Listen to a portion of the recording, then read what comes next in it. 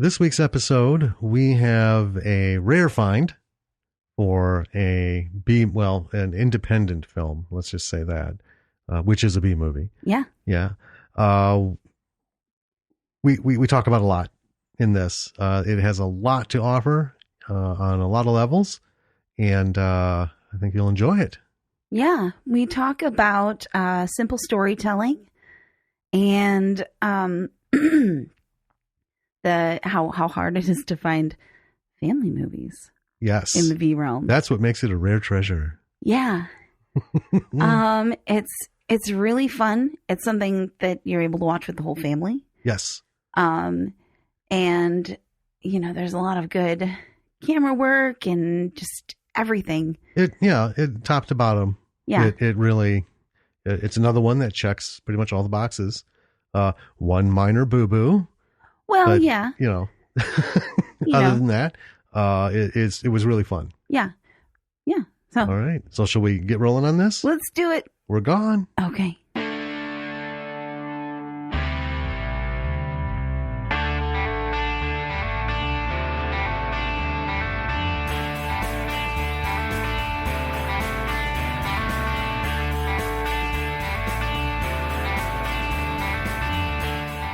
Hey, B-siders.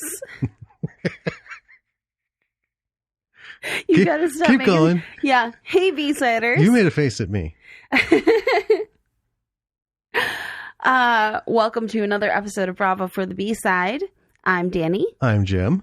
And this week we are covering a family movie. Yeah. Pretty rare. It's extremely rare, really, for indie films. Yes. Horror being like the number one, mm-hmm. and then drama, romance, comedy, and then a bunch of stuff, and then family. Yeah, like way at the bottom. Really hard to find family films.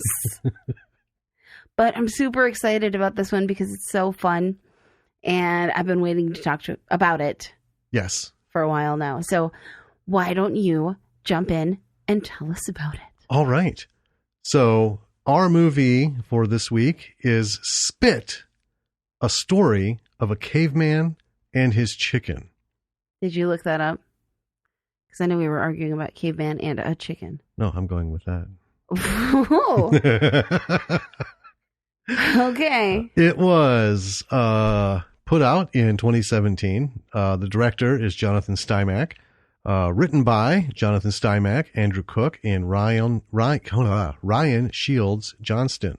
Starring Jesse Logan, BJ Johnston, Carla Cook, Bethany Stymack, and the big star, Puck the Chicken. Yeah. Yeah. The real star. So it doesn't have a rating because, again, not released in theaters, but it is a family movie. It is. 100%. Yeah. We watched it with our daughter. She loved it. Well, I guess that's not a good metric because we watch certain things. Anyway, it's super family. This would have no problem being on Disney. Oh yeah. The budget when I looked it up was $500,000. I don't know. I kind of maybe can see that. One thing to note is this was shot in Hawaii, so this is our first Hawaiian independent film. Right. And I don't know what kinds of things they have to do in Hawaii. Like it could easily cost $500,000 if you think of licensing and permits for shooting and stuff. Yeah, because they were all over that island. That is true, and they had helicopters and stuff. Yep, they had helicopter shots, which is not cheap. So anyway, you have the wrong log line up there. Oh, I do. Yeah. What? Yeah. Well, I don't need the log line. I can explain it. What? Yeah. Oh boy. Yeah. Okay. I just looked it up, and it's not on the top 10. And okay. Anyway. Oh boy. Well, then maybe that's wrong too. Huh. What happened to my fucking sheet? We're gonna have to start this whole thing over. No, we're not. Okay. So here's what we're gonna do. I'm going to explain what the movie's about, and then I'm going to double check this goddamn budget. Okay. The hell? How can I miss the middle of the fucking sheet? I don't know. Got all the other shit above and below it. And then that one piece. Yeah. Yeah, just bring it up there. And that's split, not spit. Oh. Yeah. Well, oh my God. Okay, hold on. You know, there's an easy way to do this. This is what you call being prepared. Just go to IMDb. I'm on it now. I'm looking and you're not. It's loading. Okay. It? Here's. Do you want me to read the log line here? Sure. A quirky caveman sets out on a journey to find his family after they accidentally bury him alive, and along the way he meets a very unusual traveling partner, a chicken. There we go. Yeah. I could have done that. Okay, so there we are. And 500,000 is the estimated budget on here, so that was correct. All right, just had the wrong thing. Fuck. Okay. Big Island Productions, and that's the group in Hawaii that did it. They have a few shorts to their name, and I just wanted to mention that again because, again, this is our first one. I don't know how many Hawaiian indie productions are out there, but it's worth mentioning. And if we find more, we'll bring them up. But, I mean, there's a lot of stuff from New Zealand, a lot of stuff from Australia, shorts and features, some stuff from the UK, Scotland. I mean, lots of stuff from the US too. Yeah, even Canada. So, Hawaii is the US. Well, yeah, but it's okay. The continental US. There we go. Well, Anton did Alaska. That's not the continental U.S. Well, I suppose actually it is. I mean, it's the continent. It's not the lower 48. It's not the contiguous. Right. Okay. We're getting into semantics now. Yeah. Hey, I got an idea. How about we get into this movie? Let's do it. All right. So Spit, and it's yeah. Okay. Jump right in. I'm jumping right in. So it opens with an animation of the Earth, and it has a pretty humorous voiceover as it's going along. And it's taking us back to the time of the cave people. And as the credits roll, we have some nice scenic shots of Hawaii, where this was made. A lot of coastal stuff. Really pretty. Heavily vegetated. Beautiful. Beautiful. Makes me want to go to Hawaii. I know. So we're in the woods, and there's a guy running. There is. And it almost, right away, is kind of funny because he's running. And then it cuts to some beautiful vegetation, the coastal shots, and then running. And he's described by the narrator, who right away makes a big entrance in this movie, as not a warrior. Very explicit. Yeah, but an inventor. And he's named Spit. Makes sense. I do like that we get a name right away. We don't always get that. Right. Looking at you. Lots of other movies. I know. I was taken aback. We're not 120 seconds in, and we have a name. Yeah. And a sense of what's going on. Yeah. I like it. So 5 stars for those categories. Anyway, Spit is a caveman, which is pretty evident. Yeah. He's wearing the loincloth and the, over the furs and stuff. And the narrator's talking a lot. Really quickly, he's just rapid fire going through a bunch of jokes and stuff. Yeah. It's good. Then we see some pterodactyls. And then the voiceover exclaims, "Dinosaurs!" And it says, "Get a good look, everybody. You won't see many of them. They're on the brink of extinction." Yep. Okay, I got you. Sure. So now we're following them gliding through the sky. And it was actually it's decent graphics. It was decent. If I had to be super nitpicky, the wings were a little blocky in some shots, but overall they were pretty good. Well, yeah. I mean, this wouldn't hold up to, ILM. Well, I'm not tearing it apart. I'm just saying, when I was looking at it, I thought, well, they did pretty good because how many, fucking stock CGI dinosaur bits are you going to get out there? Why don't you ask Asylum?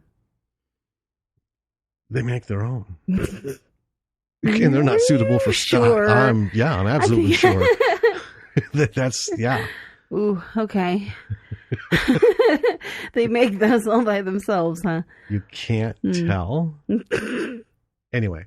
So then we're with some other cavemen who are throwing sticks at a fern. And it's like some target practice-y thing that they're doing. None of them are particularly good at it. Well, no, but one did hit it. Well, they hit the stick. Right. The fern is on. Yeah. And one actually did clip the fern. Mm-hmm. Yeah. And then we learn that Spit has a wife and daughter. Mm-hmm. And they're much cuter than Spit. Well, they're clean. They are clean, yeah. He's real dirty and grimy, and, his hair is, like, dreaded and funky looking. And they're super clean and super cute. And right away, I'm like, oh, man, they're too cute. Something tragic is going to happen to them. And then Spit joins the stick throwing game. Yes. And the narrator explained that Spit. Spit's pretty terrible at all the normal caveman things. Yes. Yeah. He's not a hunter. He's not a fighter. No. But he is good at one thing. He's a dreamer, and he's a crafty guy. And he makes inventions. Yes. And so we get kind of a little bit of a montage-y thing where he's like banging some rocks and prancing through some fields and carving a little stone dinosaur with a long neck. Yep. Which the narrator at this point takes pains to point out the dinosaurs are super rare, in case you didn't get it the first time we saw dinosaurs in this movie. Yeah. Well, the only time. The little carving, I guess, doesn't count. But also that, Spit. Oh, man. Ooh. You're going to keep calling him Stick through the whole thing? Yeah. We've renamed this movie. That he hasn't seen a long neck dinosaur in a really long time. Right. And since he was a kid or something. And the dinosaurs at this point are more legend than reality. Because they're so very rare. And a quick interjection. Nothing about this film claims any accuracy within the historic or archaeological record. It's a family film for fun. So just because I know someone's out there going, there weren't fucking anything on two legs, Well, when there was dinosaurs, they're gone and this and that. But hey, you know what? I grew up in the Flintstones. So, yeah. Flintstones were awesome. If Red Flintstone can have a Brontofucking burger, then this movie's okay. I feel like a Brontosaurus burger is like... I think it's like a giant fucking buffalo burger. I know, but what I'm saying Delectable. is it would be like politically incorrect if you like lived with dinosaurs and worked with them. It'd be like having a dog burger. That's fair. Although it's not like they work with them. They utilize them as tools. Yeah. So you're eating your tool. Well, I love the Flintstones. I feel like it's bad taste to eat your pets and stuff. People eat their sled dogs. Or have. Anyway, so we won't see a lot of dinosaurs. Narrator points this out again. Yep. Just in case there was any expectations. Yeah. It's been cleared. So anyway, what's been being explained to us is the rains are coming, and apparently they need to go somewhere else during the rains if they want to survive. So they're packing up, and that's when Spit gives his daughter the little toy dinosaur that he made. Mm-hmm. And it's at this point, I just noted this has a very Monty Python feel to it. Yeah. The movement, the framing, the camera shots and how it does, it really does feel like watching Life of Brian or Holy Grail or even their the Monty Python show. Yeah. From way back. The narrator adds to that too. Oh, absolutely. But yeah, it's just a very signature feel. Mm-hmm. And this kind of like captured it. So anyway, we are reminded that Spit is very bad with directions. He's taken one of his tribesmen to his invention, gets lost along the way. The tribesman actually guides him. And it's a small cart with 4 wheels. Yep. And it's on a little hill in the woods. So Spit sits on it and then rocks himself forward down the hill, and he's flying down the hill. Yeah. And this is way better than the Titanic shot. Yes. He's just going. And then fun gives way to terror as the need for brakes becomes very clear. Yeah. Yeah. One invention at a time. Spoiler, there are no brakes. So Spit crashes and then flies through the air headfirst into a tree. His cart comes completely undone. His friend is calling his name. He gets no response. And he listens for Spit's heartbeat in his head. Mm-hmm. And then the poor fellow is written off as dead. Yep. He's out. He's done. So Cavemen weren't too bright. Well, I mean, yeah. I mean, they might have been, honestly, but this is a movie, so you they're lift not. their hand and it drops. You slap them in the face and they don't move. Well, it's time to move on. Yeah. All right. So the friend drags his dead, unconscious, really, body back to camp. And he tells everyone Spit is dead, and they're all very upset. Mm-hmm. Yeah. So there's a caveman funeral happening. Yeah. And it was cute, but I didn't really feel the need to write it out, so I just wrote down some thoughts. The costumes are a good effort. They're not super high level. Right. But they're mid-range theater stuff, believable. Like community theater. Yeah. Yeah. Yeah. They're not bad. No. No. The shots are really good. The lighting is a little bit hot in places, but it is all outdoors. Yeah, it is. That's something we can talk about when we get through this. Yeah. But it's decent overall. Right. I mean, it's not uneven. So I get it, it's hard shooting outdoors. But what is really making this work for me at this point is the narrator, this self-aware, voice bringing you into this movie is cracking jokes and making you feel very in on it. Yes. With everything that's going on in the storytelling. Yeah. So while you've been ruminating over all that, they're carrying Spit to bury him, and he wakes up. His eyes flutter, and he starts to lift his head, and they carry him under a branch, knock him on the head, and he's out again. Right? It's oh, I know those days. Mm-hmm. So they throw him in a grave and they cover him up, and then they all leave. And then the rain comes. The tribe is on their way to another home. As Spit's daughter is leaving, she drops the dinosaur toy that he made for her, not noticing that it's gone. Yeah, it's cute and sad. Well, yeah. Yeah. And then Spit wakes up in his grave and digs himself out. It's the hand coming up out of the dirt. It was like Carrie. And this zombie flick music, It's a little dark. And he discovers that his tribe is gone, so he's frantically searching everywhere for them. Yeah. With no luck. And he ends up finding the little dinosaur toy. Yeah, ends up stepping on it. Yeah. Oh. So next thing we see is he's trying to make fire, and he gives up on that, and then he's on the move. But he was, trying to make fire with wet wood in the rain. So wasn't going to be super effective. Wasn't happening. And then he finds someone at the bottom of a small ravine. And I'm thinking, so is this guy sleeping? Is he unconscious? Is he dreaming? What's up with the guy? Right. And then they zoom in on him. And this looked like someone had emptied an entire jar of Vaseline on his face, just in globs. And we've seen it twice. Because we watched it again with Midge. And it was weird. And I don't know what it was supposed to be, but boogers. Anyway, he's got big Vaseline globs on his face. Yeah.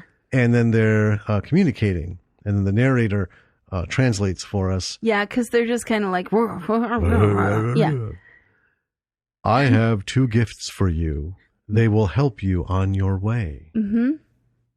So the first one is a rock with a small piece of bark on it. And I thought, oh, it looks like a sundial. Mm-hmm. Okay. The second is a bone. Not sure what it's supposed to be. It's just a bone. Yep. Like a rib bone. It's narrow, yeah. So Spit bites on it. Nothing comes of it. Then suddenly the old man goes fetal. And I'm like, well, is he dead? Is he suffering from narcolepsy? What's up? Anyway, Spit leaves with his dual treasures, and he's off. Yep. So he's off, accompanied by some music, which is very Lord of the Rings sounding. Mm-hmm. And the narrator even makes a Lord of the Rings joke. Yep. Don't give it away. Okay. Yeah. Okay. So then Spit's out on a lava field. So he's traversing. He's trying to find his family. He is. Yep. It's the hero's journey now. Yep. Mm-hmm. And this lava field is pretty big. Well, yeah. Yeah. And as it goes along, he, is looking more and more tired. You get the sense that a lot of time is passing. Right. And the shots are like a little bit washed out, and I get the sense that it must have been super actually hot filming. Yeah. Yeah, it looked like the contrast. It looked like a lot of things were adjusted. Mm-hmm. And then anyone who's done color adjustments of any kind, when you just like try to push the contrast as much as you can and then do a color boost to try and get some of the color back. Right. It has a very specific look.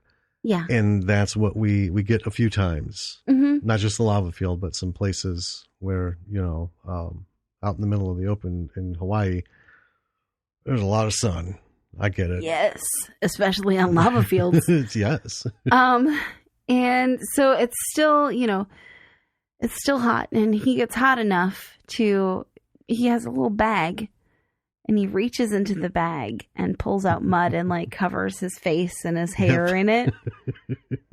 And I thought as I watched it, I was like, wouldn't the mud have dried out? Because it was in the sun too.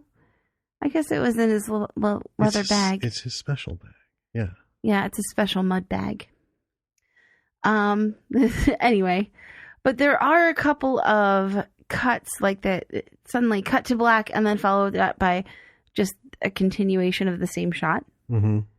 And I was a little jarred by those, but I think they were meant to convey more time passing. Yeah, I think it just wasn't a super smooth transition. It could have been done a different way, a little bit better, because it wasn't smash cut. It was fade and then fade in. But he's in the same spot. Right. And walking. And that actually, it did take quite a while. Yeah. But, that's fine.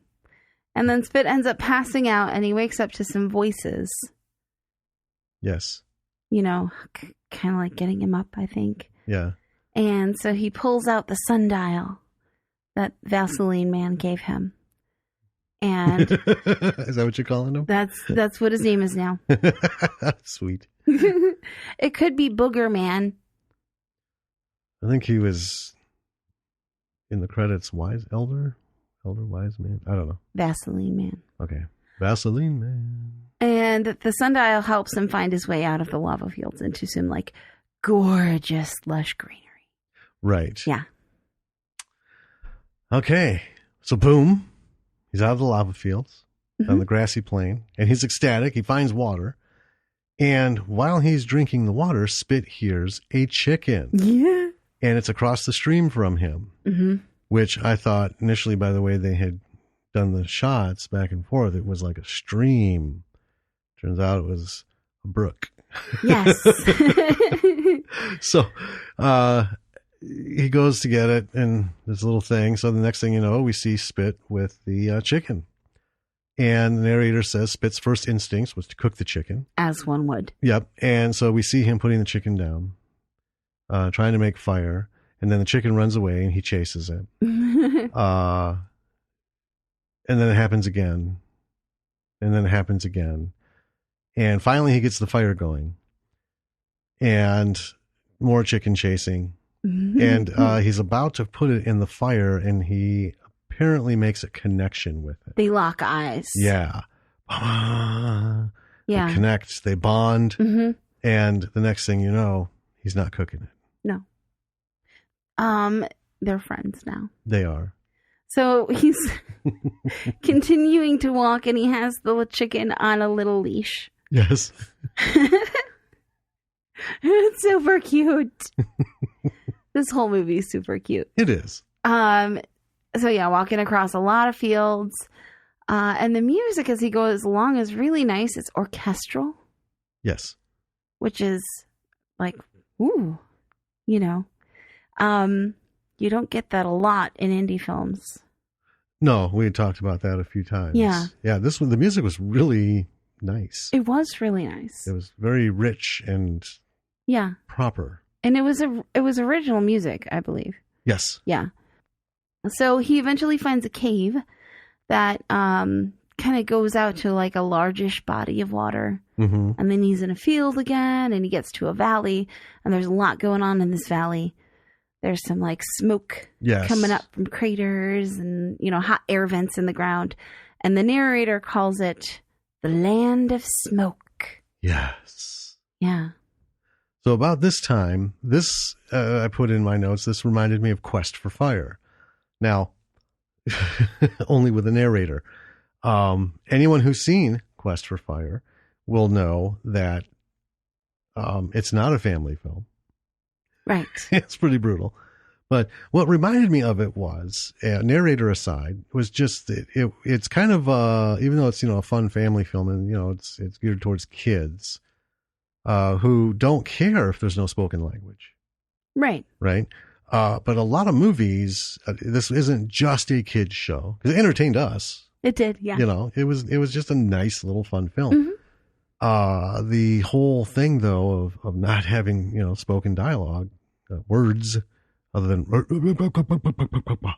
you know, and then a narrator giving us the what for, that's a big risk. Yes. And when Quest for Fire came out, people panned it. They're like, oh, there's not even like subtitles, you know? And before I go on, yes, when they did Quest for Fire, they hired like 100 linguists to basically backtrack languages from across the globe to what our Neanderthal and Cro-Magnon ancestors would have possibly sounded like. Right. So they spent quite a bit of time creating this language that no one could understand. Right. Yeah. You know. But anyway, it was just it's really like the first time since Quest for Fire that I've seen something like this. And honestly, I think Quest for Fire would have suffered with a narrator. But anyway, and this is also way more comedic. It's so funny. Quest for Fire is just brutal. So anyway, after trekking for a while, he sees some smoke. When he gets to it, the narrator informs us we already did that.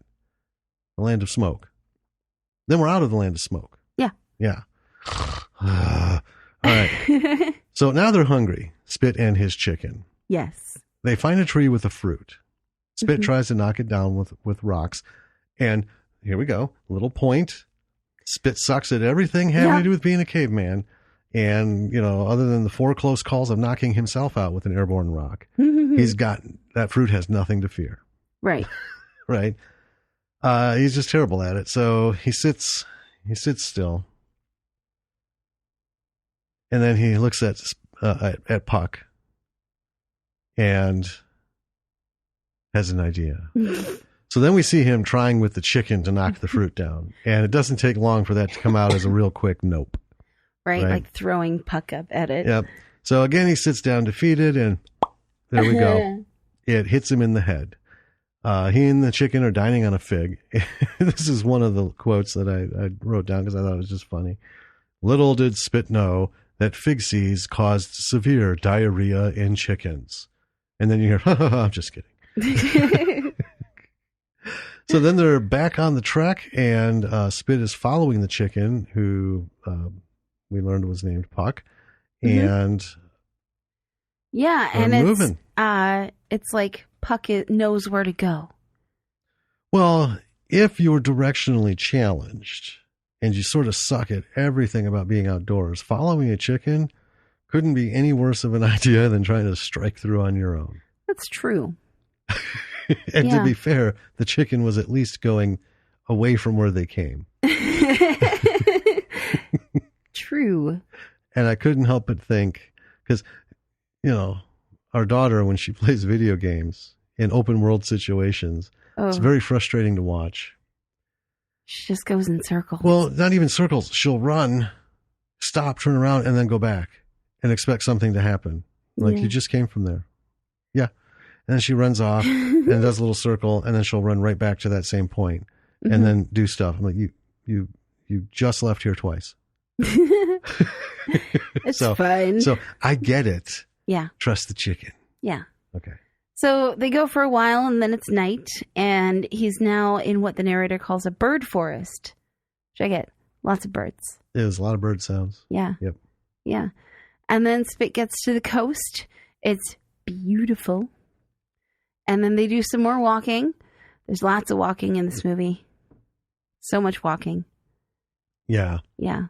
I mean, that's his whole thing, though. Well, it's all their thing. Yeah. But then he comes across some dinosaurs, and they're the long neck dinosaurs. Yeah. And it's a really special moment for him. That was kind of just like, bam, there it is. Yeah. I'm like, oh, brachiosaurs. And then he leaves. And then there's, yeah. I'm like, oh, no more brachiosaurs. Back to walking. Then he builds a fire at night, and he lays down and he looks at the stars. And he pulls out the little dino sculpture, and he thinks about his family, and it's sad.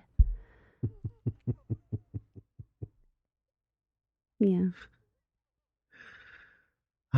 So the next day, they're back on the road. They stop near a stream. And Puck goes bug hunting. Ends up climbing out on a piece of log hanging over the water. And I know you enjoyed this.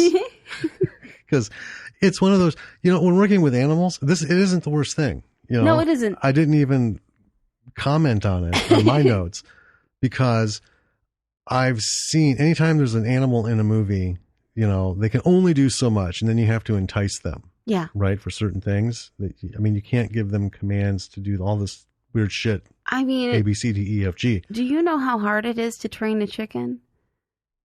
Their brains are like smaller than a pea. I don't think you train chickens. I don't think That's why he was carrying the fucker more than he was walking it on the leash. That's what I had in my notes when he's carrying him again because, he's a fucking chicken. But, so anyway, to get the chicken to go out on the end of the log, it wasn't bugs, it was bits of corn that you could see on the log. But I can think of a couple dozen major motion pictures that involved an animal of some kind where no matter how quick they try to cut it, you can see the little morsel that lured them to that point before they get it, and then they try to cut to keep the chewing and all that stuff. So really, not even an issue. I know it tickled you. I noted it because I thought it was cute. So anyway, Spit looks up as Puck is on the edge of this log, and into the water it goes. The log falls. Puck is in the stream. Spit's chasing after him. There's dramatic music. There's dramatic shots. It's very dramatic. It is. That's his only friend. And then, the big shot, boom, oh shit, it's a waterfall coming up. So Spit sees it, and he's on the move with more urgency. And he gets ahead of Puck. Puck nears the waterfall. Boom. Spit pulls Puck from the stream. Yeah. He's safe. Rescued. He sits back. He's so relieved. He's so happy. And Puck couldn't fucking care. Because, he's a chicken. He is a chicken, yeah. So they've been through a lot together now. They're inseparable. Yes. And so they're continuing on their journey, and they find another caveman. And this guy is busy gorging himself on like a pile of bones. Mm-hmm. I don't know what kind of bones. They look kind of biggish. I think it was an animal. We had talked about this. Yeah. Was, is this getting dark? Was that like a person? But no, it was an animal. But, you know. I'm going to go with that because I don't want it. He's like gnawing on the bones, and then he sees Spit and Puck, and I do not like the way that he's eyeing up Puck. Right. Well, yeah, anyone who's watching is like, oh, whoa. Hey. Boundaries, man. Right? I know he's like licking his lips, and it's funny. That's a quick fucking walk to HR, Slick. You better change your fucking mode of, your mode of expression. It's funny, and it works really well for the movie. And honestly, like, I'm so, at this point while watching, I'm so invested in the movie that I'm like, don't you touch Puck. Right. Like, you leave that chicken alone, mister. And the two talk for a while, and I'm still pretty suspicious of this wild man character. He's a sketchy shit. Yes. Then they decide to take a nap because he talks Spit into taking a nap before they, you know, he's going to go with them on their journey. Mm-hmm. Let's rest up. And then I'm like, I'm totally right about this wild man. Because as they're napping, you see him and his eyes are wide open and he's clearly like salivating for Puck. Yep. Mm-hmm. He's waiting for Spit to go to sleep so that he can eat Puck. Total dick move. Yep. Yeah. And then Spit wakes up and, you know, Puck's gone because this guy took him. Well, and the caveman's gone. Yeah, and the caveman's gone because this guy took him to eat him. And so he's frantically looking for Puck. Like, he just saved this chicken from a waterfall. Yeah. You know? Well, it's that bond of travel. I know. They're travel buddies. Yeah. Yeah. And, you know, this chicken is causing poor Spit no end of problems. I know. It's fucking chicken, man. So then anyway, he spots the wild man, the caveman. Well, because the narrator did reference him as a wild man. Right. I didn't understand what made him wild. Because, well, at this point, Spit did cut his hair earlier. When he was hot. Yeah, he was hot as hell, and the mud didn't work. But even still, the wild man looked just as, you know, Spit and his clan looked just as wild. Yeah. Except for his wife and daughter. Yeah. Again, the clean ones. Right. So anyway, sees this guy in the distance, races up on the wild man and tackles him. There's a melee. And Spit gets knocked down. Suddenly, he is inspired to use the bone that that Vaseline man, as you call him, gave him earlier. He pulls it out from his furs and throws it at the wild man. And the wild man eventually falls over the edge of the cliff with Puck in hand. Mm-hmm. So Spit's now standing at the edge of the cliff, calling out Puck's name. I'm like, no, Puck! I know. And there's no sign of the chicken. Spit is sad. Mm-hmm. And then suddenly, like Indiana Jones. Yeah. In Indiana Jones and the Last Crusade, Puck climbs over the edge of the cliff and walks up on Spit, who is grieving, staring over the edge. He eventually looks down and sees Puck, and it's all joy and happiness. But that was the first thing I thought was, that's Indiana Jones right there. That chicken. Yeah. So after that, we're later at sunset. Spit is looking out over the ocean. He hears something, and he and Puck are, of course, on the run. And bam, it's his family. Yeah. There's a lot of joy. And the scene of the reuniting of his family, I had to note this because this one I can't give a pass. Mm-hmm. This edit was awful. It was a bad choice. It was a super bad choice. Mm-hmm. And I would have thought anyone in a festival would have said, hey, this was great, but you've got to re-edit, man. You've got to cut that shit out.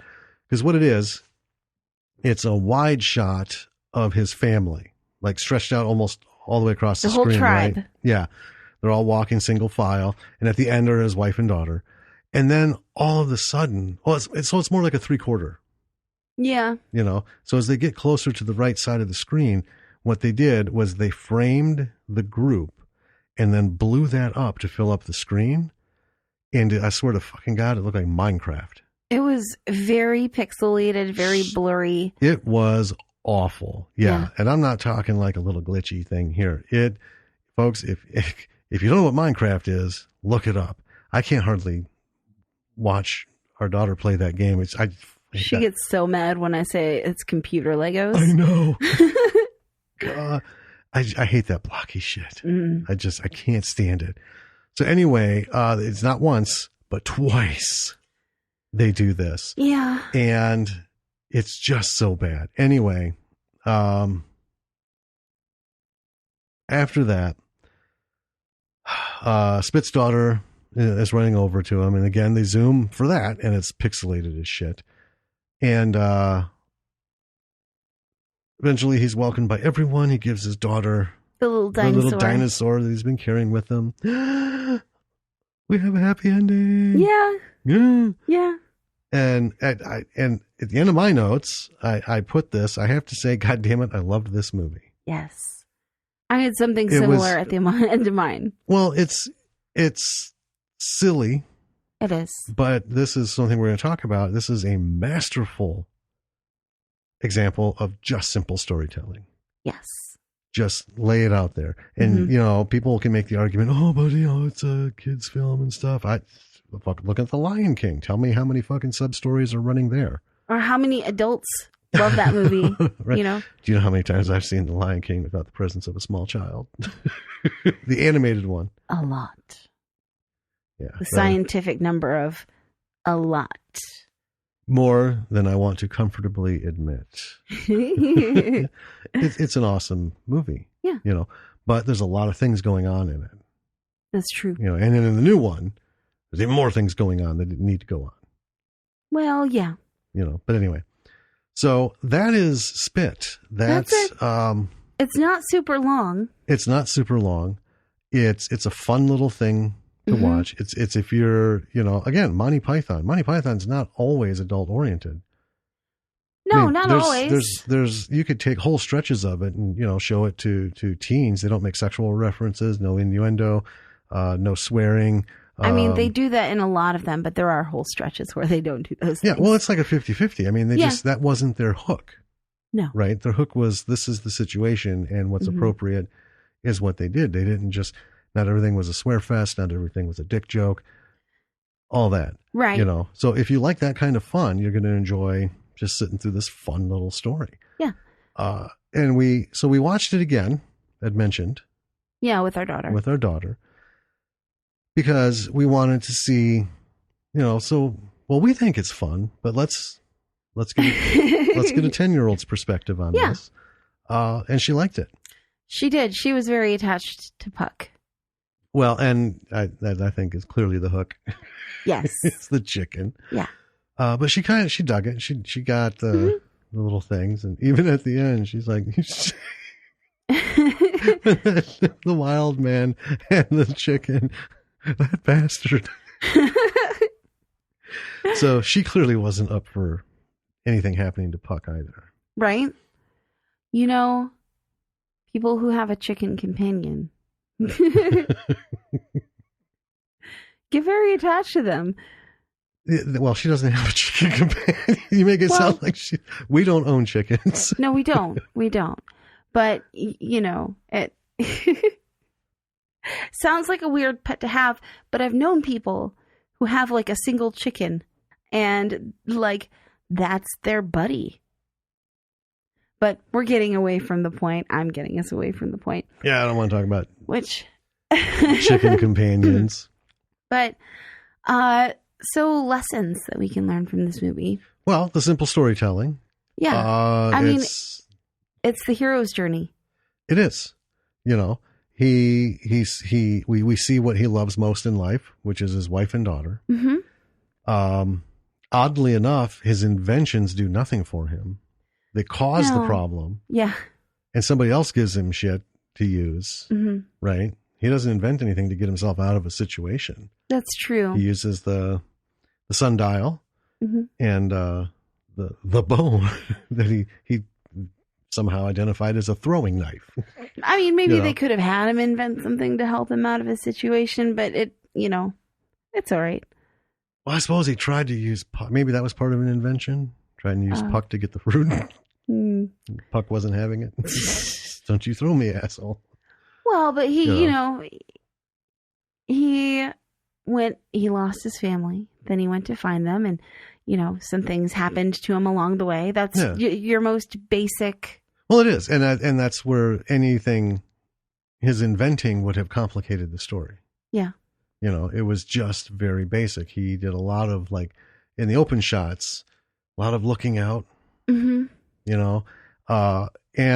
it was kind of, I guess there was if there was a B story, the subtext of it was his exploration. Because even the narrator at some point said, a land that they've never seen, more beautiful than this ever. Yeah. He and the chicken. He'd never seen the coast, Right. And mind you, this isn't taking place in Hawaii for the story. It's shot in Hawaii. It's taking place actually in the beginning Pangea. Animation. Yeah, it's Pangea. So he's trekked from somewhere inland to a coast on Pangea. Yeah. It's just that whole thing. And the trials are simple but meaningful. They are. And again, it's a kid's story, but look at all the Disney films. Not all of them. Look at all the Disney films from the mid 80s on. Because if you look back, it's even like Robin Hood, my favorite fucking Disney film. Robin Hood played by a fox, and there's some problems. Well, there's some issues, but it's not a kid's movie. They're very adult themes. Yeah. In terms of, as a kid, I didn't understand what the political divide was all about. I didn't give all the shit. All I cared about was Robin Hood's a fox. Literally a fox. Yeah. Foxes are cool. And Baloo the bear is Little John. Yeah. Fuck yeah. Well, it's cool. It is. They're all animals. I was digging it. And plus Robin Hood was my, favorite thing. So, score. But yeah, watching it again, because we watched it with Midge, I was watching it and I had that adult moment where there's a little more to this than I remember, and I don't like it. I have that same thing rewatching The Great Mouse Detective, which I loved as a kid. I know. Because I was super into Sherlock Holmes, which, they're great stories, and that was the first kids movie that was Sherlock, it was a detective movie. And I loved it. And then I watched it as an adult because I saw it on something and I was like, oh, Lily, we got to watch this. And I watched it and I was like, ooh. Oh, man. There's some really adult stuff in here. Way over my head as a kid. Yep. And I don't know if I like it. Yeah. And this didn't have any of that. There's a couple movie references. Younger kids might not get, only because they haven't seen the films. Right. But it's not secretly dark. No. He makes that Lord of the Rings thing. And it's funny because I don't even visualize it. And it hit me the other day because I was looking for something to put on in the background, right? Mm-hmm. And we watched The Hobbit a million times. Yeah. And we don't have Lord of the Rings on digital. I didn't feel like throwing, digging out a deep, going through all that bullshit because I just want it in the background while I'm typing away. So luckily they're on Netflix. Mm-hmm. Bam, got it going. And then, I looked and I'm like, this motherfucker is twice as old as our daughter. Oh man, it has been a while since those came out. It has. Yeah. It came out in the late 90s, the first film. Yeah. Right? Dang. So yeah, that's the only thing that might cause kids to miss that. Right. Because I don't know. I mean, parents like us, their kids will have seen it. Lily's aware of Lord of the Rings and The Hobbit, and we even showed her the old animated one from the 70s. And she just gets really annoyed with us that we're like, how come you don't understand all of our Lord of the Rings references? And she's like, I don't care about those movies. I didn't pay attention. I just watched it. Okay. So anyway, simple storytelling. That's what this has. No extra bullshit. No trying to get super duper cute at the expense of anything. It was clearly segues into that, dips the toe in the water of the cuteness for the kids, but it just keeps it at a fun, well-paced level. Yeah. That's why this isn't super long, you know. Mm-hmm. That's why I loved it. I wasn't sure. It was quirky. It looked, you know, fucked up enough. The, you know, story of a caveman and his chicken. Yes. Okay, this is going to go one of two ways. Yep. And I wasn't committed to either, but I was surprised that I enjoyed it as much as I did. You know? Yeah, and I think part of the reason that, you know, it is a very simple story, but one of the reasons that it worked so well was because the narrator really engaged you with the story. Yes. He made you feel like you were in on it and in on all the jokes. Yes. And like you were going on this journey with Spit. Yeah. And there's even an E.T. joke. So that's clearly for us. You know. Yeah. Well, our daughter loved E.T. Oh, that movie broke her. It did. This is fun. Let's talk about this for a minute. Okay. Because this is it takes a lot to engage her. Right now she's super into anime and so which is great. That's fine. But I like anime. Yeah, well, I like a lot of it, but some of it is, oh my God. It's fucking General Hospital with swords. It's just the most melodramatic bullshit that goes nowhere. It is. But anyway, when she was younger, she would watch movies of all kinds, but she wouldn't get upset. She wouldn't get anxious. She wouldn't laugh. She just stared and watched. And I thought, she's not registering anything. Yeah. You know, she never got emotionally involved. No, which is fine, you know, because a lot of people watch movies and they're like, oh, okay, there we go. You know, they don't get all choked up and stuff. Right. You know, we do. We do. Yeah. So here it is. We showed her E.T. and you get to, you know where I'm going, folks. You get to the end where E.T. dies. She exploded. She did. Oh my God. You'd have thought we'd have bought her a bucket of puppies and then shot them all in front of her. I know. She was bawling and almost inconsolable. And we had to like spoil the movie. We're like, no, he comes back. He's not dead. He's sleeping. He's just sick. He gets better. I promise. Yeah. Anyway, so yeah. Yeah. Not that we're doing E.T. and not that it's a B movie, but right. But that's score. You know, that's how you make people love a movie is you figure out a way to get them emotionally engaged. You do. With it. And because it's the experience. It is. Whether it's, heart-wrenching anxiety or, humor, which this did. I mean, this tickled me. Yeah. And it takes a lot in deliberate films to tickle me. We've talked about that. Well done humor. And this is cute. And that's the thing is they didn't present it like this is going to be, something that, that the Laugh House is going to have up on the walls in quotes and, streaming video and stuff. It's just, there's a funny moment.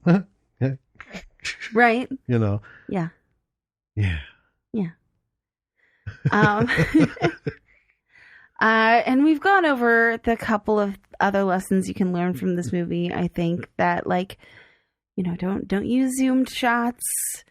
Don't overcorrect your color and contrast. Let's talk about the lighting. Okay. Yeah, we've talked about because when we talked about orcs, there was a couple scenes that were hot, particularly on the face, and their pickup truck was white. Yeah. So, what are you gonna do with that? There's nothing you can do if you don't have all the equipment, the big giant filters to filter the direct sunlight and, to cover enough of the scene so that it doesn't look like you're holding up one of my photo diffusers in front of someone's face. And there's this why is he like 70 shades fucking darker than everything else around him? that equipment's expensive, and we've gone over and over. Well, yeah. You know, that's not where the money goes. Money goes to whatever it is to film the goddamn thing. Mm-hmm. Whatever effects need to be in it. Your actors. And post-production. Yeah. If you can give some money to actors, then yeah. But, you know, I think this was another one that probably a lot of people didn't get paid. Seemed more like a friend's close-knit project. And when you named the writers and the actors and stuff, there were some common last names in there. So I suspect there's, you know, friends and relations. Yeah. Well, much like Taddy Bogle. Well, yeah. You know, Failure Boys, they're family. They are. And a friend who's family. Yeah. You know, and they brought everyone else in. Mm-hmm. You know, and that's how you do it. But anyway, with the lighting, yeah, I guess it's hard to say because I'm without seeing the actual shots, I don't know. Was it that bad? You know what I mean? I can't intelligently say, or with any conviction say, just leave it as it is and just run with it. Right. Right. Orcs, they did that. Yeah. There was just a little bit. When the sky and the horizon are all blown out, and, you know, depending on the time of day that you're shooting, you know, your caveman is almost like a black silhouette against the stark white brightness of the sky. And then you've got this black lava field. Yeah. That's tough. It is tough. Anybody.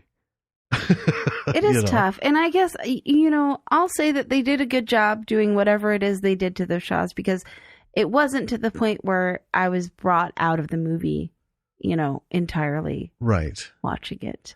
They're just things that I noticed like, oh, that seems a little wonky. I would have, as much as I hate color filters, right? Mm-hmm. I would have probably opted to go that route to, through color, tell a tale with that contrast to save the integrity of this looks pretty good, and then something, because you're like, is he like in an ass? Is this like Alice in Wonderland? Did he do something? Are they using a green screen? Right, because of the contrast lines. Yeah. Yeah, there was no green screen. That's just how it looks. It's weird. But speaking of green screen, so here's how hard it can be to light the sky. Peter Jackson. Oh, yeah, I remember this. Right? Yeah. Almost every sky scene in all 6 movies is green screen. He would shoot with a section of green screen in the background with the fucking beautiful magnificence of New Zealand. Yeah. All these Middle Earth movies. He decided early on, I don't even want to fuck with this. Right. You know, because when you're up in the mountains, which, you know, they were in several shots. They were. Because, you know, it's high up in Hawaii. The lighting is a bitch. The atmosphere is thinner. The lighting's more intense. The reflection is just, you know. It is. Yeah. So. But yeah, I do remember in those Lord of the Rings movies and the Hobbit movies, they were like, it's ridiculous because they do the sky shots and then they'd shoot us on location outside with just a giant green screen behind us, hiding all this gorgeous scenery. Yeah. Well, it was Ian McClellan. Yeah. Who said, I've seen the movie and the sky behind me looks exactly like the sky that was behind me when I shot it. But Peter put that in there. You know? So, yeah. You know, shooting outdoors is a bitch. And, you know, I guess do the best you can. But I guess this is the point where you can become artistic. Yeah. They could have taken a little like artsy flow to it. Well, yeah, and especially in the lava fields when he's like going through heat exhaustion and stuff, like you said, that would have been a great opportunity to like shift the color. Right. What would have worked is that, you know, fade in, fade out, fade in, fade out, fade in, fade out. Instead of just doing it over and over and over, have it start at like a certain, like a lighter shade of something, and each one get darker, darker, darker. Right. Like red, purple, or something to show, you know, visually he's going down. Yeah. Going down, it's tearing him down, kind of thing. Definitely. So, yeah. And then my big thing is don't zoom. It's because when I saw that, it's funny. I saw a quote. Who was it?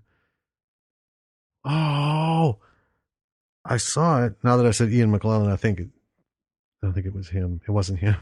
It was a director who was talking about, because of 4K, people do that.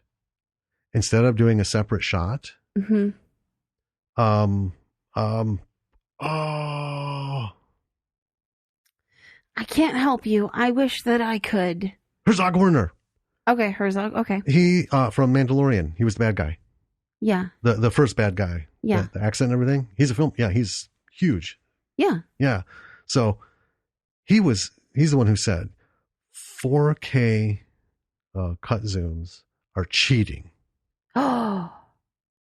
If you're a filmmaker, make the extra shot kind of thing. And that's really what it comes down to. And, again, we're not doing film, so we don't have canisters of, whatever Kodak film product that there is, that once you expose it, you're done. Mm-hmm. Right? You have an SD card. Yeah. And I'm pretty sure. Or you have 70 SD cards. Well, right. Yeah. and if you hit like, oh, this is the last one, I'm sure somebody can pony up the $8 for another fucking 8 gigabytes for that one shot. Right. That was real. It was hurtful, actually. It's like all the care and fun that went into all of this. And then that zoom shot just was, don't do it, people. Yeah. Even if you think you can pull it off with the resolution, don't do it. Mm-hmm. Take that extra shot. Right. Yeah. The acting. The acting was really good. Well, it was what it was. It's hard to gauge. That's kind of the thing. It wasn't authentic Caveman, right? Well, no, it wasn't. But clearly they got their intentions across. Yeah. I mean, you weren't, except for Vaseline Man. I wasn't really questioning what anybody's story was. I'm just going to say that it was boogers. He was just covered in boogers. I don't know. Boogers. I'm going with Vaseline. Mm. Some sort of petroleum jelly accident. Caveman didn't have Vaseline. Some sort of petroleum jelly accident. What did he stick his head into? I don't know. He's a caveman. Any number of things would be candidates for sticking his head into, I'm guessing. So anyway. But the performances were very visual. Again, which reminded me of Monty Python. Mm-hmm. Very expressive. Yes. Very full frame. Nothing was subtle. No. It was really well pantomimed. Really well. Yeah. Everything that was going on. Mm-hmm. Can't complain about the chicken. The chicken did an excellent job. For a chicken, it really did. Yeah. We talked about the music. That is what helped make this really fun to watch. It did. And kind of pulled you in. Was that music, that original scored music. Which contrasted really, in a really fun way with the very, campy, cheesy aspect of the movie. It did. It was a surprise when it kept coming up. I'm like, that sounds really good. I can hear all the, yeah. Mm-hmm. Huh. In the meantime, I'm looking at Vaseline on screen, Right. So, yeah. If you can, we've talked about it before, get someone to do music. Hopefully someone in your tight group can do music.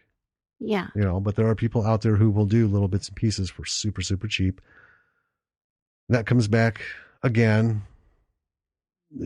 What does cheap mean for indie film? Usually it means free or better than free. Well, yeah. And I want to stress the importance of, if you have a friend who has a band and they have, good music, mm-hmm. You don't need to necessarily use that for your movie in order to just have original music. get music done specifically for your movie. Well, yeah. This could have easily been a garage band. Yes. Tracks all through it, which I'm not going to lie, I was kind of expecting. Well, because it all sounds the same. But yeah, no, it fit. Yes, it was specifically done too for it. Yeah.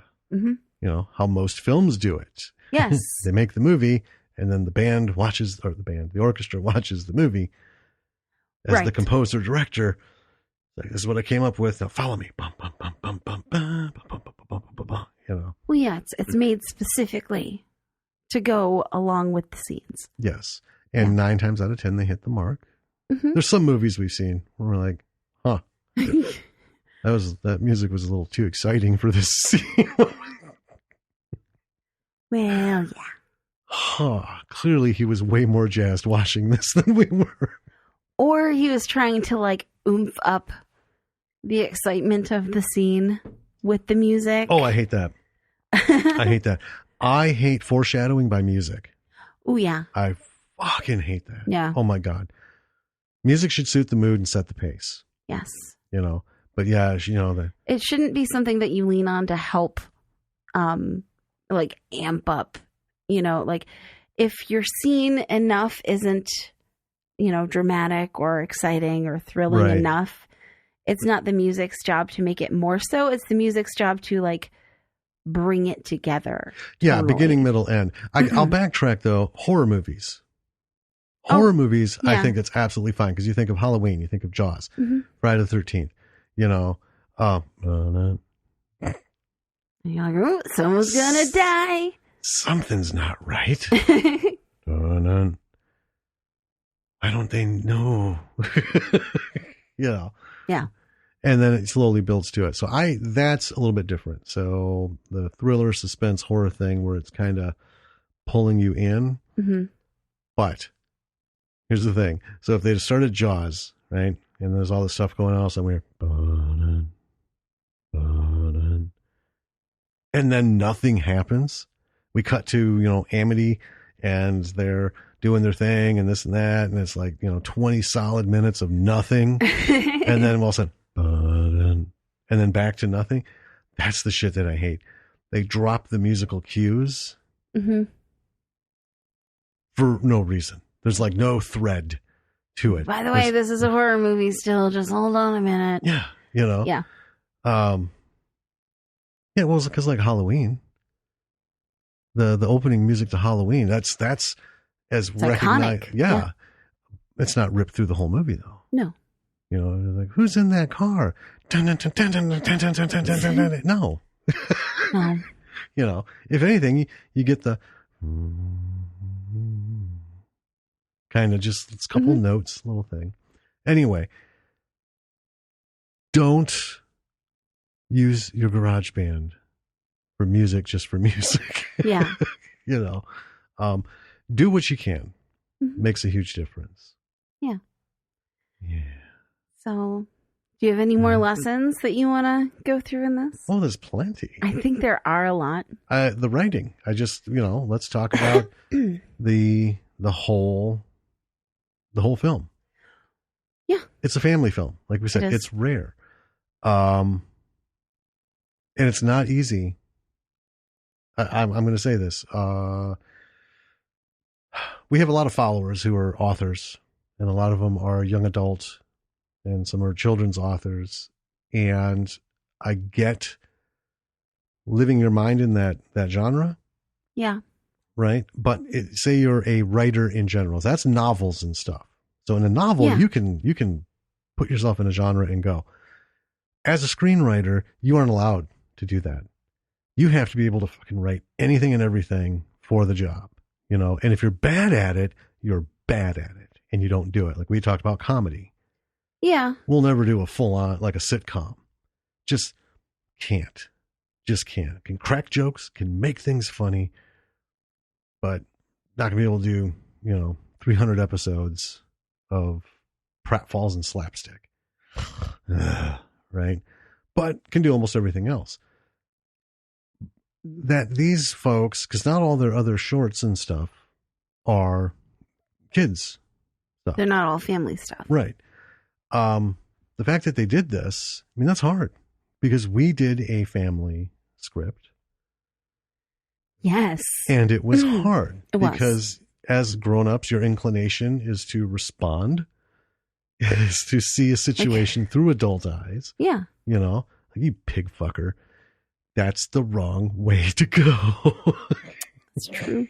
You know, you have to back it out to you doofus, and then you have to take it down to the age level and what's going on there and how do they say it, perceive it, and what motivates them to get in that whole blah, blah, blah, blah.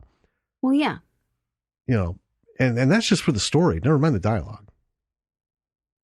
You know, that's a separate beast. Pacing out the story is hard. Yeah. Full marks to these guys for doing that. Well, yeah, and it was, I also want to say this, you know, this script, and we've mentioned it was very simple. The story was very simple. Mm-hmm.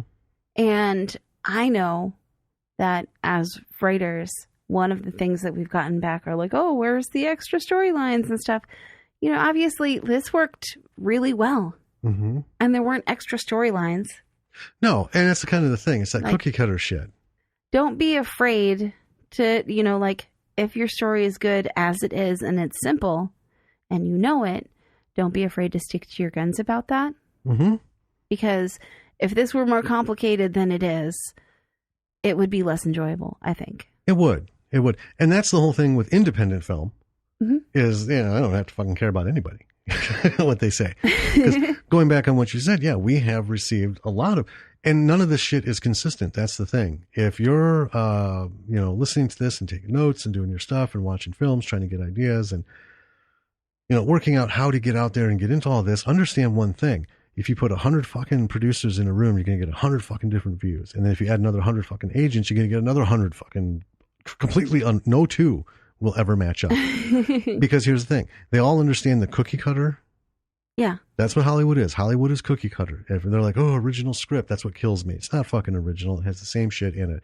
The idea concept might be something that hasn't been thought of for a while. Gotcha. You know. But please. Hollywood hasn't wanted an original script in like 50 years. Right. And we have people on Stage 32 who argue that. I mean, the Stage 32 member or you know, staff be like, you know, when they say that, that's bullshit. No, it's not.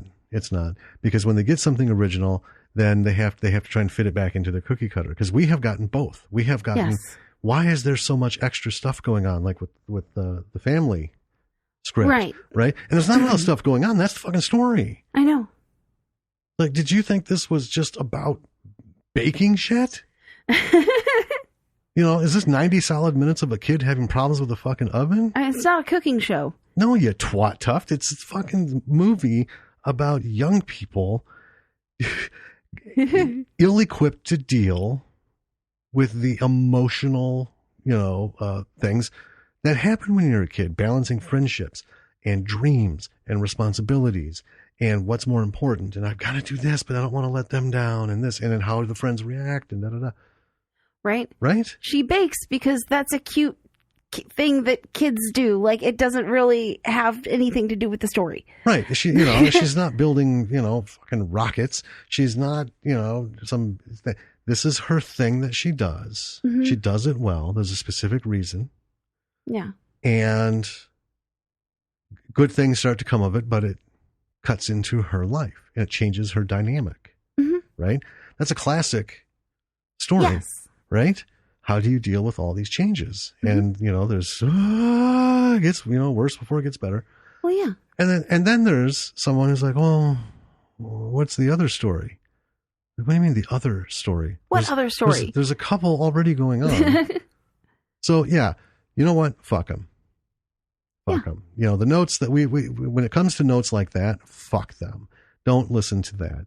Because if someone's going to tell you, keep it simple, rock that A story all the way through. And there's going to be people who are going to tell you, you need a conflagration of fucking things going on that have on the periphery that all have to resolve at the end.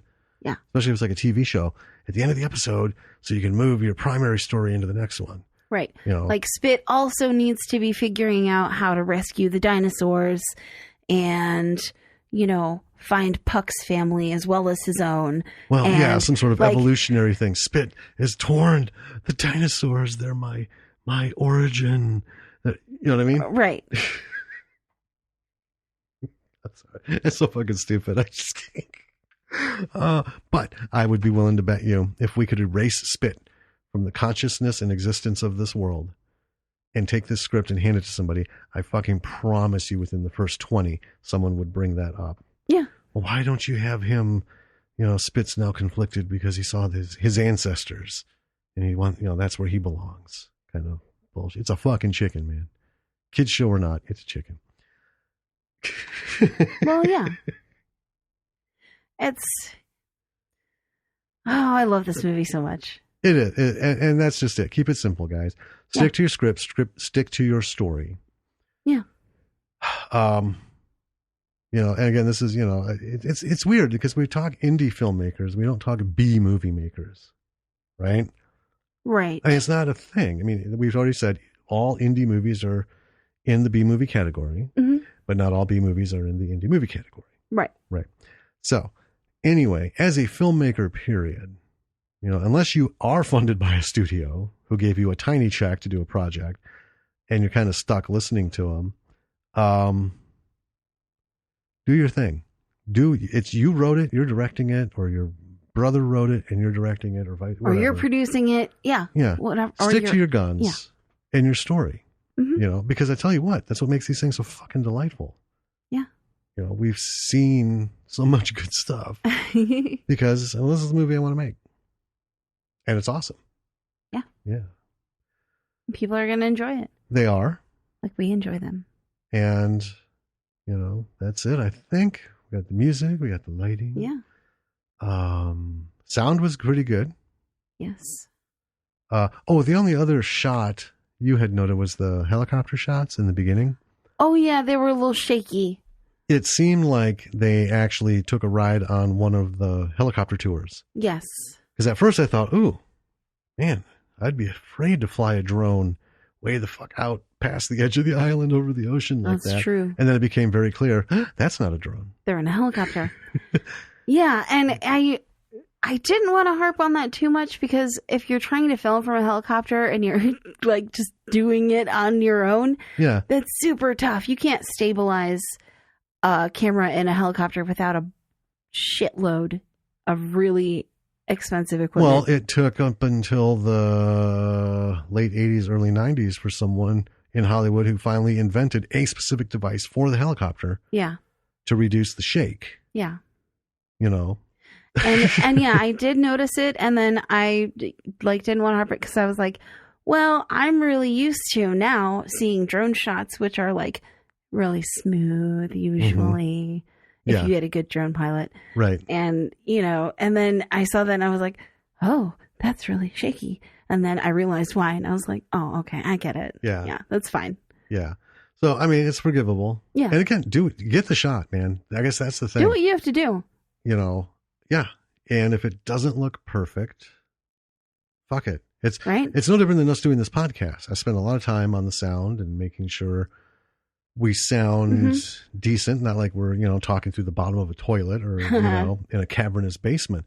However, when we do interviews, because they're through Skype or Hangouts or over the phone, and I have no fucking control how that's going to go. Yeah. I can try and clean it up afterwards, and to me it sounds okay. You know, here's the beginning. It sounds better than the raw. Yeah, and then here's stuff. after. But, you know, I'm not happy with it. But here's the thing. Fuck it. It's a talk. You know, I'm not going for a Grammy on smooth silence. Well, we get what we get. Yeah, we get what we get. Make the most of it. Yeah. But yeah, do it. Mm-hmm. Take the shot that you need to tell your story, and you know, don't apologize for it. No. And you don't need to. No. And if some asshole like me is like, that's kind of a shaky shot, be like, well. Get bent. Yeah. You do it better. Exactly. And that's swinging all the way back around. Okay. Even for these minor things, which are not a big deal. Although, well, no, the last thing is a big deal. That was the Zoom thing. The Zoom thing was super bad. I just, shame. Naughty. Other than that, not a lot to bitch about, but even if there was, they made a film. They did. When Velocipaster just was a super disappointment, but they made a film? Yep. They made a film. Mm-hmm. So that's one thing they have over everybody else who hasn't. Mm-hmm. And that's one thing we can't hit them on is, well, here's a group of guys who had this really, boneheaded idea and, showed us these fucking things they were going to use, which would have looked terrible, but they never shot the movie. In fact, they didn't even write it. I mean, first of all, how would you even talk about that? Right. Who would tune in for that?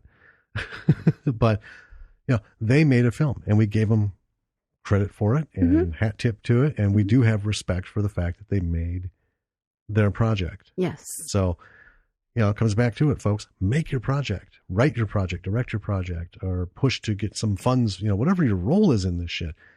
Write some music and go find a project. Yeah. If you're like, man, I would love to compose for a movie or a short film or something. That would be kind of cool. Well, make some stuff up in your head and then find some people making some shit that is related to the mood that you're going for. Yeah. And that's your demo reel. Boom. Right? Bam. Yeah. Kablow. So, we've said it before. Make 2020 the year you do it. Do it. Shoot something, make something, write something, whatever it is. Do it. Doesn't have to be great, perfect. Like I said, shooting it on an iPhone. If you're want to write a script, write a fucking script. Don't even think A, B, C, act 1, 2, 3. Just write something out. First draft, man, could be anything. When you finish that first draft of a script, if that's what you're doing, if you're going to write scripts, and that's why you're listening to this, right? Yes. When you finish that first draft of a script, whether it's your first script or your 10th script. But it's the first draft of that script. That is such an amazing feeling. Oh, it is. It's so, yes. It's like crack. Like it feels so good. Well, and the thing is, it could be like 120 pages of a run-on sentence. Yeah. All you have to do is say, I'm going to do the first draft. Mm-hmm. And I'm going to write it, even if I don't like it. It doesn't feel, just keep pushing those pages. Do 2 pages a day, 1 page a day, whatever it is. Get that shit out. Because then at some point this year, you can be like, I fucking did it. Yeah.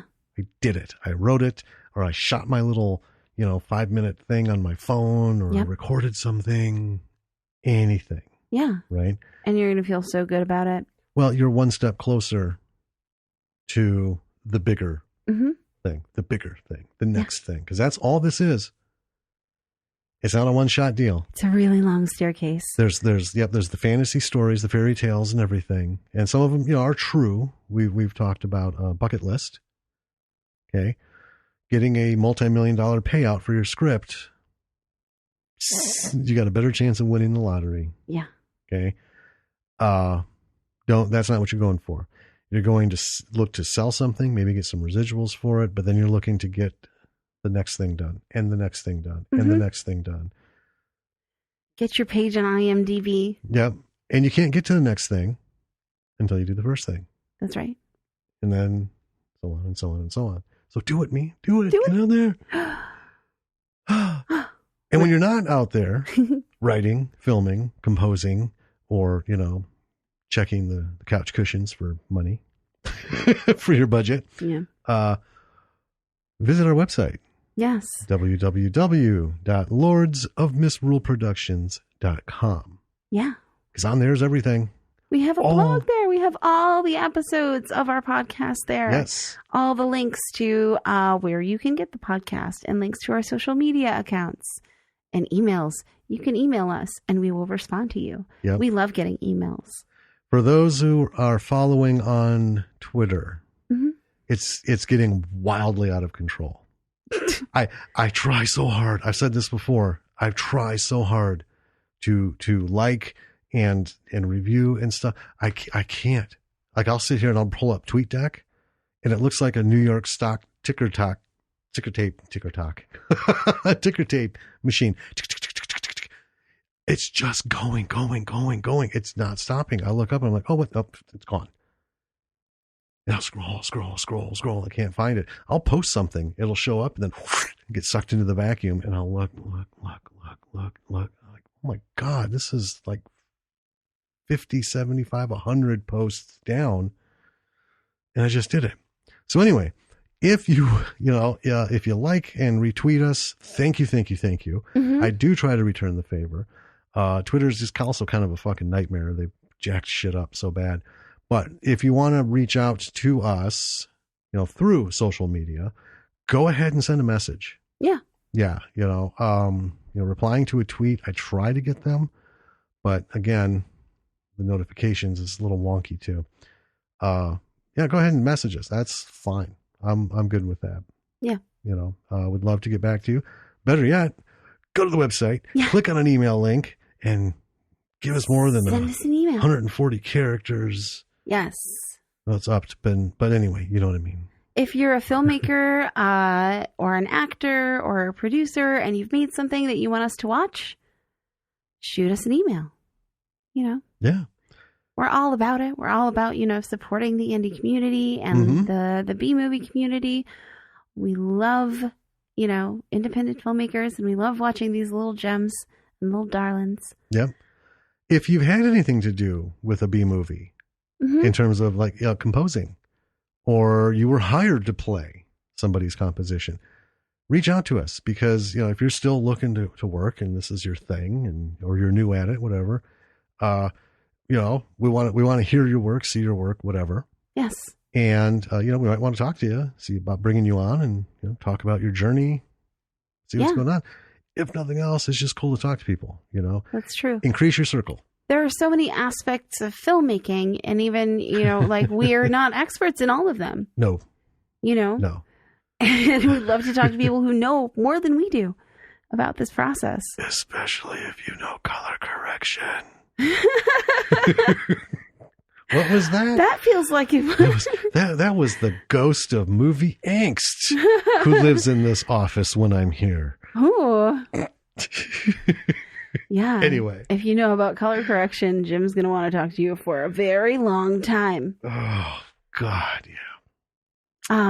If you like our podcast and you want to support us financially, you can go to our Patreon page, which is linked on our website, lordsminstrelproductions.com. Or if you want to go directly to it, you can't search for us on Patreon because we're an explicit podcast. Right. We don't come up in the search results. So it's patreon.com/Bravo for the B-side. All one word. All one word. Yeah. Become a patron, and we got some info on there. And like we keep saying, there's a lot of things we would love to just get into that we've been like our toes have been on the edge of so-and-so would love to do this with us and that and stuff. And, here's the bottom line, folks. Shit costs money. It does. Right? Movies aren't made for free. and right? And, sponsoring movies can't be done for free either. That's true. We can bring stuff up, review stuff. But we'd like to do some live shows. We'd love to do some movie marathons, at least where we are locally. And then maybe even, a couple times a year, move around. I mean, that would be fantastic to celebrate, B movies, in their entirety, and from cult classics to just, great things, and bring people together, fans, movie community, indie filmmakers, the whole thing. Yeah. Right. So, plus, we want to do stuff for members. Yes. So, I mean, we have they look like pretty high goals, but, we want to get some swag. We do. Give members swag, not discounts on swag. We want to get some swag and send you shit. Real live swag. Yeah, like once a month or once every 2 months. Hey, new thing of swag coming at you. So anyway, that's the plan. Yep. But we need patrons for that. We do. We'll love you forever if you become a patron. Well, yeah. Well, we love you forever for listening. Well, yeah, that's true. But it's a special kind of love if you give us money. That sounds... I'm not going to go into what that sounds like. There's that. That's that ghost again. Actually, I think what are you going to do? It's Wolverine. That I don't like that you're trying to blame this on Wolverine. What are you trying? Well, he's all pissed off. He's stuck next to a TIE fighter being piloted by a Velcro zombie that's straddling Poe Dameron's helmet. So he's nowhere near all of his superhero buddies on the other side of the room here. I always feel like he's just looking at me like he's just, you motherfucker. He's just mad in general. Why me? All right. Okay. All right, folks. Thank you for listening. And we will get back at you next week. Mm-hmm. With another wonderful B-movie. Yeah. So until then, keep pushing it and keep listening. And we'll meet you next week right here. B-Siders. Yeah. All right. See you then. Bye. Bye.